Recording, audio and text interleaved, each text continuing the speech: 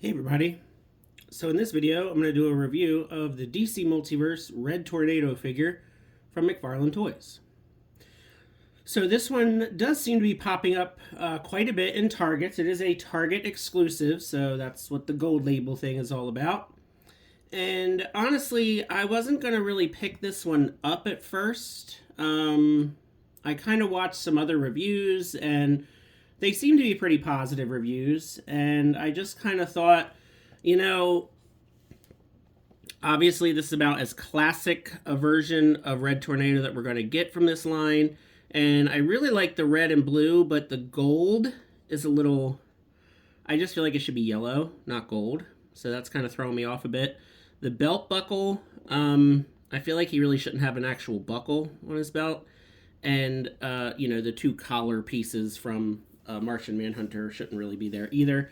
So it's still pretty good. And if this was like more than $20, I probably would not have gotten it. But I feel like for the price, for $20, we get a neat little kind of tornado effect with him. I think it is fine. So on the side, of course, it says Red Tornado, artwork on the back. So very, very often with this line, if you've watched any of my other reviews about DC Multiverse, one of the things that just kind of bugs me a little is very often the artwork on the back is amazing. But you'll notice that, no belt buckle, no collar pieces, and yellow instead of gold. So that's what the figure should look like. I mean, you literally have a picture on the back of what he looks like in the comics, and then the figure just doesn't match up with it. So, it kind of is what it is. We're used to that with this line by now. There is the barcode for anyone who needs it. All right, so let me get this guy open here, and we'll see what he's all about. So when I picked this up at Target the other day, they did also have the Animal Man figure. So they had one Red Tornado, and I think they had two or three Animal Man figures.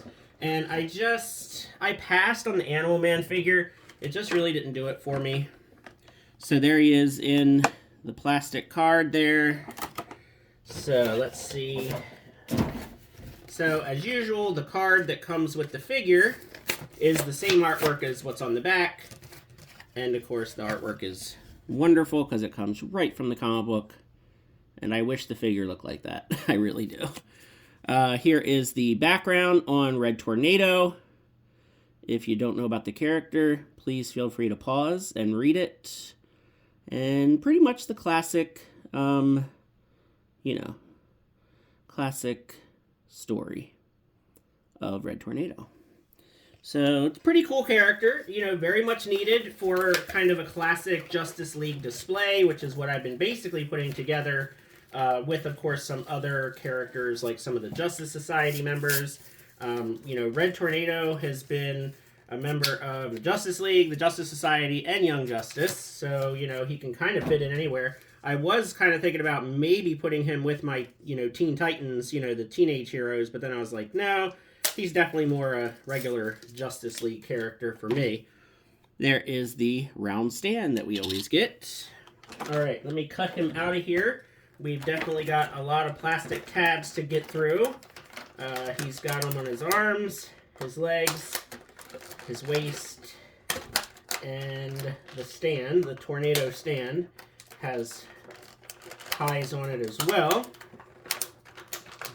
So let's see if I can get him cut out of here, and then we'll be good to go.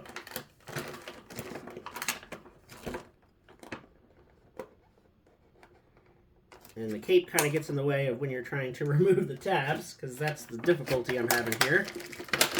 Alright, so we can pop him out of here. Getting plastic tabs all over the floor. Alright, there we go. So yeah, the cape is pretty thick and makes it a little difficult to get him out of there.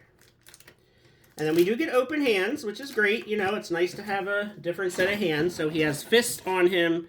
And then we've got these open hands, which I think is good for him because we really need kind of open hand, wind blasting effects. So speaking of, here's the tornado effect. And I believe it has, yeah, it has a hole in it, so you can actually put it in the stand, and then there's a hole in there for his foot to go in. So we'll figure out how all that goes. So here is the sfigure. He does have like some black shading around the eyes, which is pretty cool. It does, yeah, so I have a pretty bad splotch of gold paint right on his cheek. So I'll probably try to either clean that off with a little bit of acetone or just maybe even paint over it with some red. Other side also has it. So definitely some QC issues here with the gold paint kind of getting everywhere. But when you look at him kind of, you know, head on, it's kind of hard to notice. You have to kind of look for it. But yeah, overall, looks pretty good. The pins in the arm are gold to match the gold stripe. Same thing with the knees. So that's good because, you know, we have gotten figures in the past where the pegs have not matched the surrounding color, and it's pretty annoying. So typical articulation here, we get a good kind of, not really butterfly, but you guys know what I mean. It's kind of goes around, bicep swivel, double jointed elbows. See, now these wrists, I think, are like the old wrists, unless this is just not plugged in all the way. Let's see. Yeah, something weird's going on here with the wrist. Let me just take this hand off and put one of the other hands on, and maybe it'll look better. Yeah, that looks better. So yeah, I don't know what it was with that fist, but yeah, that looks a lot better, because this side isn't really like that. So yeah, it was just not on there right, I think. So the diaper piece is kind of a little loose, and, you know, it's just, I know it's a real nitpicky thing, but this belt buckle is just bothering me. Like, I just, you know, Red Tornado does not have a belt buckle. He is a robot. He is an android. He doesn't need a belt buckle like that. It's just weird. And then hips go out. Whoa, had some ratchet there to the joint there, so that was a surprise. So overall, he's fine. You know, he's a regular $20 DC Multiverse figure. Lots of reuse. The red is really nice. The blue on the cape is a really, really nice blue, actually. The blue and the red look fantastic together.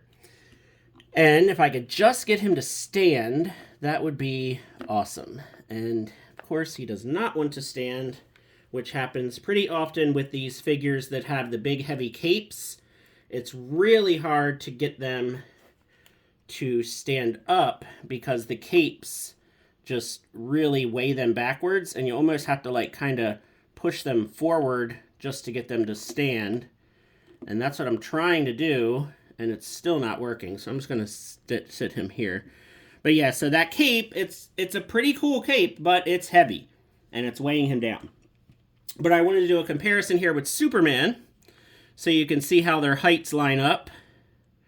And pretty much the same height, so that works. So they look pretty good. Yeah, they actually look pretty nice together, all that red and blue. Again, I do wish this gold was yellow. I was kind of hoping we would get a Platinum Chase version that would have yellow instead of gold, and then maybe not have these reused collar pieces. But I guess we're not getting that, so we'll just have to be happy with what we've got. Now, if you have been watching the channel, you know, somewhat relatively consistently, you know that for the most part, I do find the DC Universe Classics figures to be superior. And even though this Red Tornado figure from DC Universe Classics, it is showing its age. It's an old figure, but I like it better. I like the higher collar. There's none of these, the round collar pieces. There's no belt buckle, and obviously it's yellow instead of gold.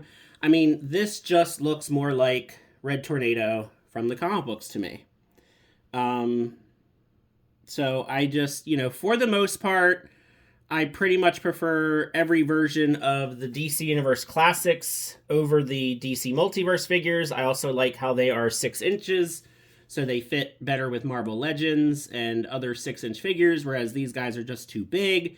But yeah, so there's your comparison with the Red Tornado from DC Universe Classics. You can see the differences, and I just feel like this one is much more comic book accurate. All right, so let's see about getting him in this stand, because it seems like the only way he's going to actually stand up is to put him in this tornado stand. So let's see if I can get his foot in the peg, which is... There it goes. I was having a little bit of a hard time here. And then got to get his other foot in here somehow, because I believe both feet are supposed to be in this contraption. All right. And it just fell off.